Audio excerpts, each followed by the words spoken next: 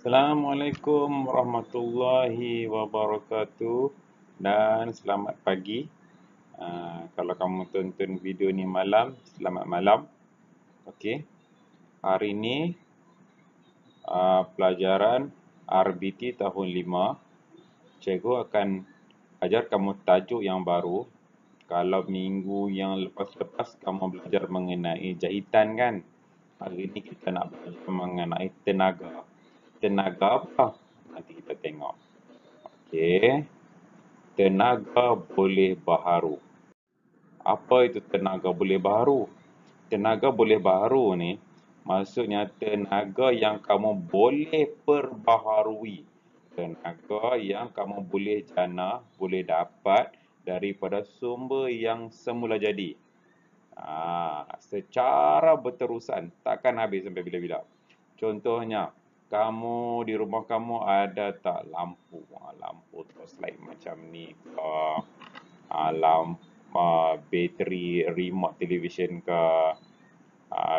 Handphone kamu, telefon bimbit kamu tu kan, laptop, komputer. Okey. Semua tu dia bila dia nak hidup dia ada kena guna tenaga elektrik. Okey. Bila bateri tu habis, kamu boleh dapat semula tak? Tak boleh. Buanglah bateri tu. Tetapi kita nak belajar hari ni satu bentuk tenaga yang takkan habis sampai bila-bila dan kamu boleh dapat secara semula jadi. Kita akan tengok 6 benda mengenai 6 contoh tenaga boleh baharu. Yang pertama, matahari. Matahari menghasilkan tenaga. Macam mana? Nanti kita tengok. Yang kedua, geoterma. Geoterma tu apa? Geoterma ni lebih kepada air lah, wap air panas, air yang daripada bumi tu. Yang ketiga, air. Air macam mana pula? Nanti kita tengok. Yang keempat, angin. Angin boleh menghasilkan tenaga. Macam mana tu? Yang seterusnya, biogeosim. Apa pula biogeosim ni? Nanti kita tengok. Okey, yang keenam, ombak. Ombak laut pun boleh menghasilkan tenaga. 6 benda. Yang pertama, itu matahari. Matahari, sumber tenaga matahari ni kita panggil juga dengan tenaga solar. Bagus. Tenaga solar ni merupakan tenaga daripada cahaya matahari. Tengok gambar tu. Cahaya matahari ditukar kepada tenaga elektrik dan haba. Tenaga solar ni di Malaysia sangat popular. Sangat popular. Sebab Malaysia ni adalah negeri yang panas, negara yang panas. Kamu pernah tengok orang pasang ni panel solar di atas bumbung. Di sana pun banyak. Di sekolah-sekolah di pedalaman dalam pulau-pulau pun banyak. Kalau pulau tu tak sampaikan wire elektrik tu. Jadi mereka pasang solar macam ni. Macam mana dia berfungsi? Kamu tengok gambar sebelah kanan tu. Cahaya matahari memancar ke arah panel solar. Panel solar tu DC output from panel tu. Ni panel lah, panel solar yang warna biru tu. Dia masuk dalam inverter. Inverter ni dia masuklah ke dalam rumah. Ataupun ke pusat yang simpan jana kuasa lah. AC supply house. Selalunya macam ni lah, simple kan. Letak panel solar, dia tukarkan cahaya matahari tu kepada tenaga elektrik. Kamu pakailah dekat rumah. Jimat kita punya karan. Senang kan cahaya matahari? Okey, itu solar yang pertama. Yang kedua, kita tengok geoterma. Alamak, geoterma ni pernah dengar kan? Tak pernah? Jom kita tengok. Tenaga haba yang diperoleh dari perut bumi. Ada kesalahan ejaan di situ ya. Okey, perut bumi itu apa? Daripada kerak bumi lah. Di tanah kita ni, bawah tanah tu macam diporing. Kalau dekat Sabah diporing ada kolam air panas kan, betul tak? Okey. Kita tengok yang kedua. Tenaga haba daripada gunung berapi, geysir dan mata air panas digunakan untuk menghasilkan steam. Okay, kalau di Poring tu kenapa ada kolam air panas sana? Sebab bawah tanah tu dia ada satu macam laluan gunung berapi lah.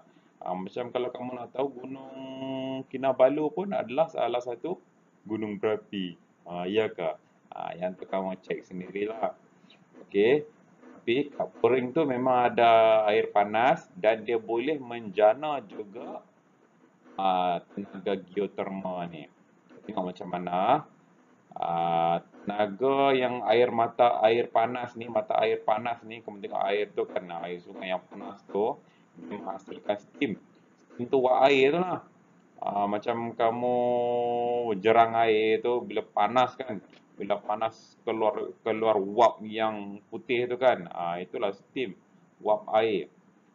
Steam yang terperangkap mempunyai tekanan yang tinggi. Bila tekanan tu tinggi, kita dapat tukarkan dia menjadi tenaga elektrik. Okey, kamu tengok tu. Earth tu bumi. Dry steam. Dia naik masuk dalam turbin. Turbin tu macam kipas lah, dia pusing. Dia masuk dalam condenser. Rasa dia masukkan air ni, dia masukkan air ke dalam tanah, air yang sejuk, keluarlah wap yang panas. Wap yang panas ni dia macam dia masuk juga dalam inverter, condenser, saya pun tak tahu. Tapi dia dapat tukarkan wap yang panas tu jadi elektrik. Tengok di sebelahnya tu. Stesen jada kuasa geoterma. Cool water pump down.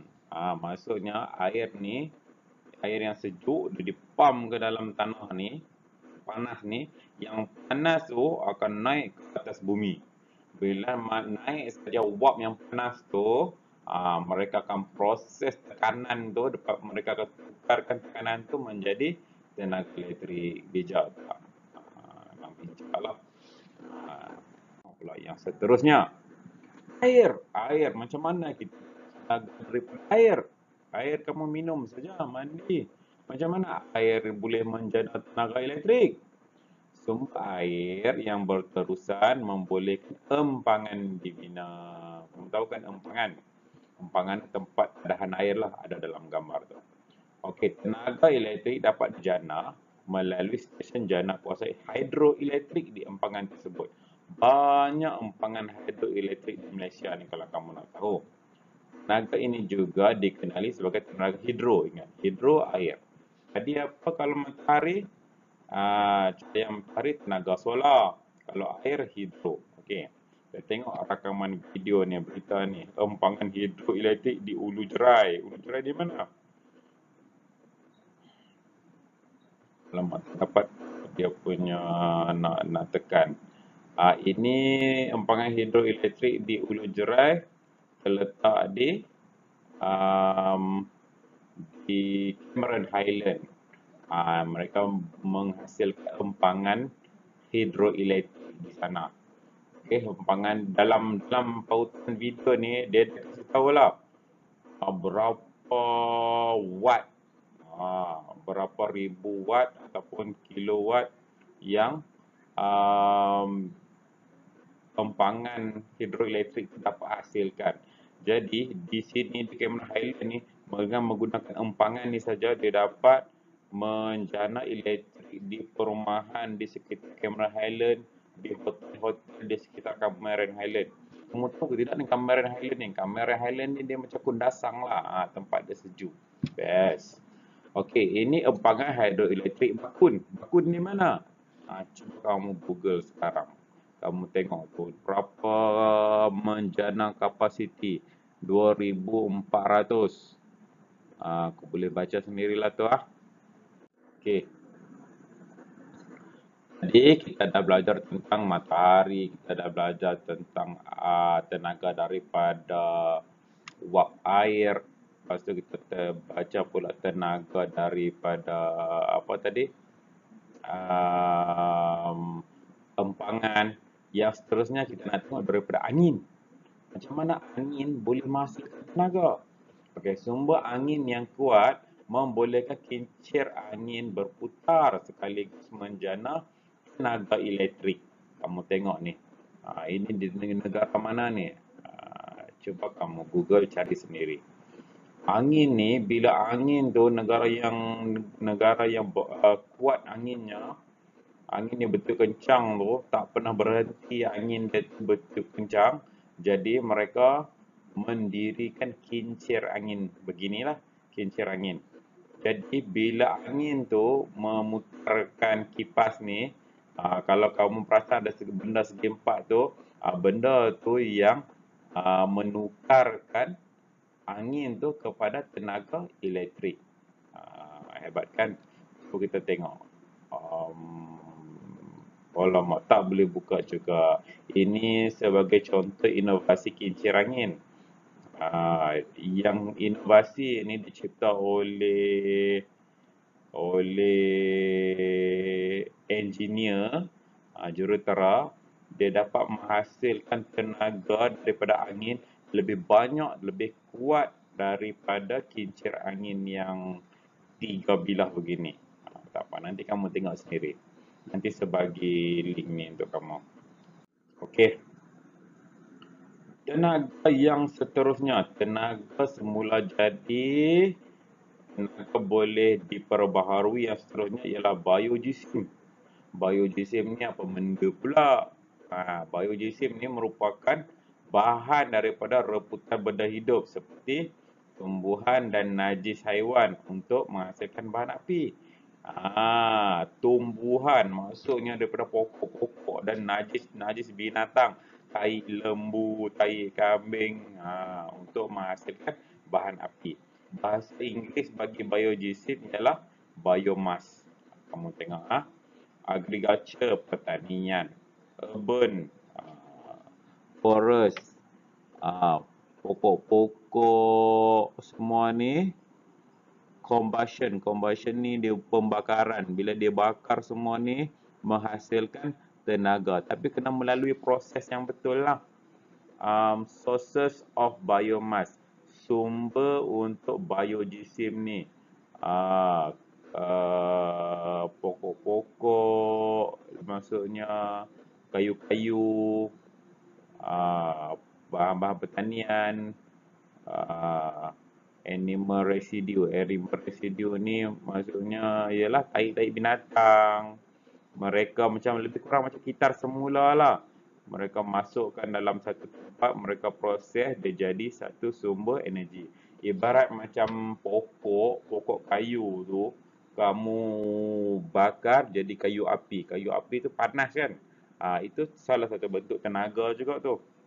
Lebih kurang begitulah. Kalau di Sabah ni yang famousnya kelapa sawit. Kelapa sawit sangat hebat lah dalam biojisim ni. Setiap bahan daripada pokok kelapa sawit itu boleh digunakan untuk menghasilkan new energy, menghasilkan tenaga yang baru. Tanya mak ayah kamu yang bekerja di kilang-kilang kelapa sawit tu, mereka tahu tu.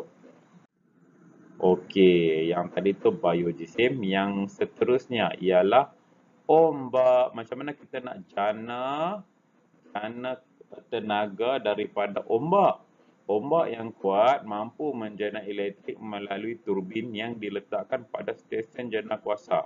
Kamu tengok tu, ini turbin. Semua guna turbin. Turbin ni, tadi bila angin kuat, turbin tu dia berpusing. Ni ombak kuat, turbin pun berpusing. Dia macam kipas bot tu lah tu. Dia berpusing, maka ia menghasilkan tenaga. Kamu tengok pula yang di sebelah kiri di bawah tu, wave hub. Maksudnya ombak yang kuat di tempat-tempat di negara yang ombak-ombak kuat tu, dia akan menghantam dengan kuat, jadi dia menghasilkan energi. Mereka akan ambil daripada turbin ni, dia akan convert masuk ke stesen, jadilah elektrik. Elektrik tu dia akan supply lah ke rumah-rumah kamu.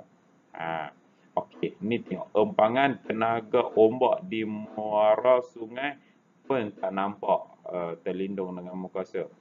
Okey, sebenarnya ni di Perancis. Kamu tengok negara Perancis maju tak maju, dia boleh jana kuasa daripada ombak saja. Jadi kita di Sabah ni, kita kan banyak laut kan. Semua disandarkan dekat dengan laut. Di Beluran dekat dengan laut. KK dekat dengan laut. Di mana lagi Tawau dekat dengan laut. Lahad Datu pun sebelah laut.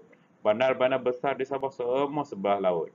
Jadi kamu rasa agak-agak boleh tak kalau kita nak jana elektrik menggunakan ombak-ombak yang ada di sekitar pantai di Sabah ni? Boleh ke tak boleh? Nanti kamu cubalah sendiri. Okey, sekian terima kasih. Itu saja best tak pelajaran hari ini. Okey, best tak best pun kira best lah kan. Kita dapat belajar benda baru. Saya dah bagi contoh lagi semua. Okey, bila dah siap jangan lupa buat latihan. Jumpa lagi nanti. Bye-bye.